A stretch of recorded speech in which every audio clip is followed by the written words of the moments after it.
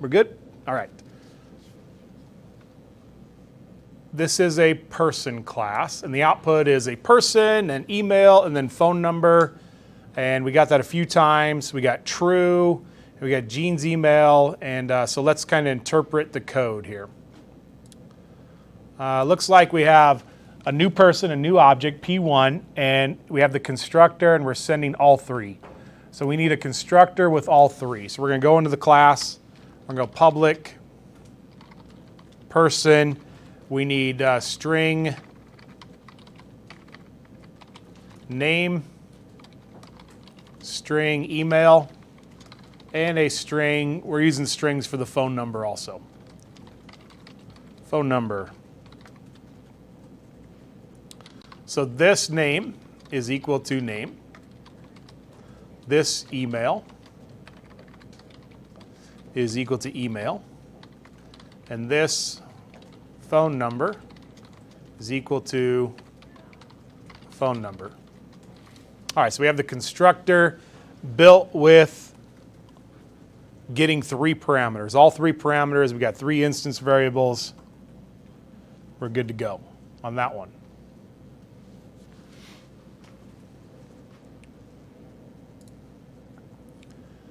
We have a print method, and print method is printing out this stuff. It's printing out all of the information. So let's make that method. We'll just go right down the line. So public, it's a void, and print. And notice we're not printing the print.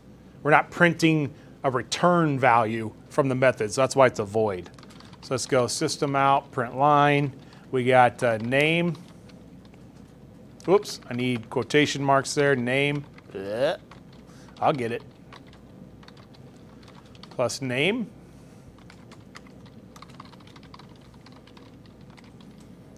Email, right? Email. Email. Plus email. And phone number.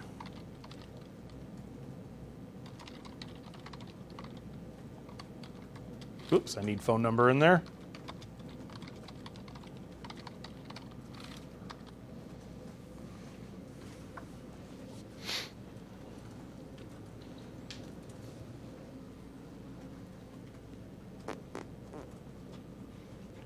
TA schedule 20. Oh, we got a few minutes left. We got the print method. It prints the information that we want. Let's keep going down the line of the main program. I got the constructor. That's on line 28. Line 30 is the print. Line 31 just prints that blank line. Line 32 has the three parameters. I already built that. Line 33 is the print. Extra line. I don't run into something new that I need to make until line 35. Set email. So we need a setter. That's a modifier. So we got to make a modifier. Public. Modifiers don't return anything. They just modify. So we're going to set email. And we need to retrieve, we need to get what the new email is. We need this parameter. So we're going to grab the new email. And we're just going to set it. We're going to say this.email is equal to email. There we got the setter.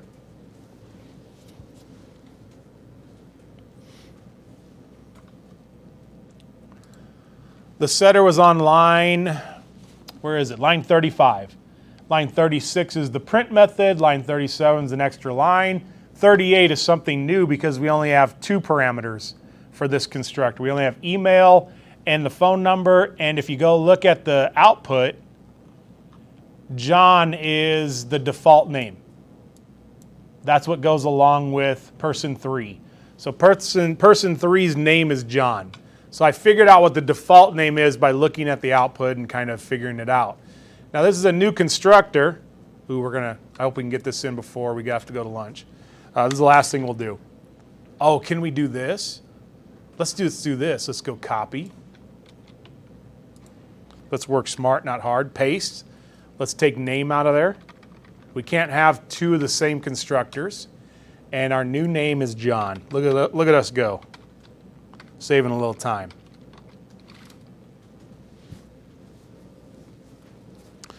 We have to go, don't go to lunch yet, I'm talking to the video. We got to go to lunch when I made this video, so I'm going to stop this and we'll pick up. Start recording. All right, we're back. We picked up, when we left, we had done the default name of John, which is right here. It's actually person number 3. Then we got the print method. We've already done that. We got an extra line. We got another person 4 that has the name of Gene. And I said here, a person is equal if they have the same first name. So we have person 4, and person 4 has the same name as person 2. So we're going to say they're equal to each other. Now, barring any syntax mistakes, we should be able to run this program but not get the result that we want. We have 2 things left to do on this. First of all, I want that to say true because the names are the same. Now there is a built-in .equals method, but it only knows how to do like strings. It can say if a string is equal to a string, but it doesn't know how a user-made class is equal. So we're going to override the .equals because right now that should say true. And then the last piece is we need to do the toString so that it prints out the proper information. So we're going to override the .equals method right now. We're going to go into the class. We're going to find a place for it. We're going to go public. .equals returns a Boolean, so it needs to be Boolean, and it's the equals method. And right now what we're doing, like I said, we're overriding it. Now I'll show you how Java does it in their built-in equals, and it says object. And we need object, person, the person. And then what it does, it goes person, other, the other person is equal to, and then it casts PERS as a person. Now I'll show you the alternative to it here in a second.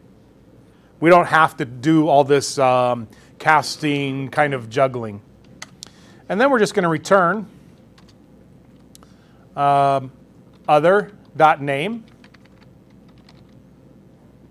.equals the name that we're currently in, the instance that we're in. So we have the instance that we're in and the other instance that we're using. This should say true now. Let's run it. There we go. Now it's true. They have the exact same name.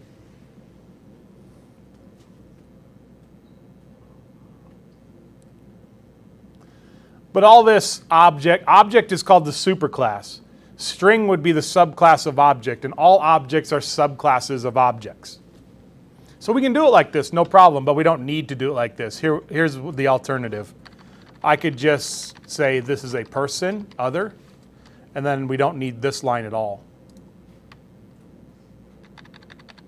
And we should accomplish the exact same thing.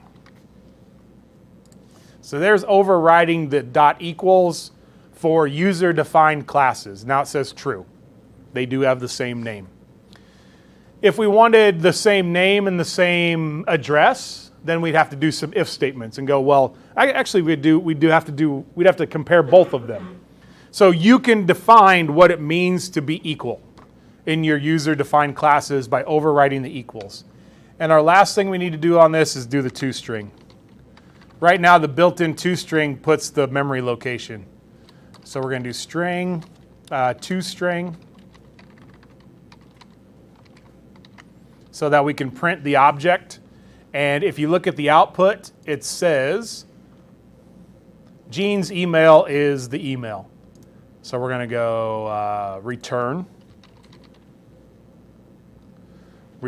name plus, I need an apostrophe. Well, an apostrophe is a single quote. And in order to print a single quote, we need an escape sequence. Single quote, not double, so you have to take one of them out. Gene's email is plus email. Whoops, no parentheses. We'll run it, and that should be the finish of our program. There it is. Gene's email is, there it is.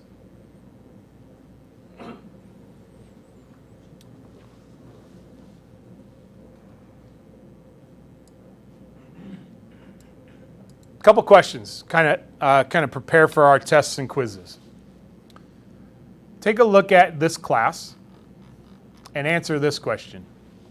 I got how many? I got 3 questions for you. 1, how many instance variables are there? Not a trick question. How many are there? 3, right? 3 instance variables. That could be on the quiz or the test. Here's a tougher one. How many methods are in our class? You can scroll through. How many methods are in this class? What would you say right now? 6? How many? 1, 2, 3. 1, 2, 3, 4. There are 4 methods in here. 4 methods. There are how many constructors? 2 constructors, 4 methods. The toString's a method, toString, print, dot equals, what am I missing? Oh, set and set email. 4 methods, 2 constructors, 3 instance variables. Everybody good on that? Understand? I want you to be able to get those on the test. Constructors are not methods. They don't do anything other than construct the variables. Those aren't considered methods. All right, any questions on this? All right, go ahead and submit it. Make sure it works, get it to work. I want you to be able to do this stuff. And then we have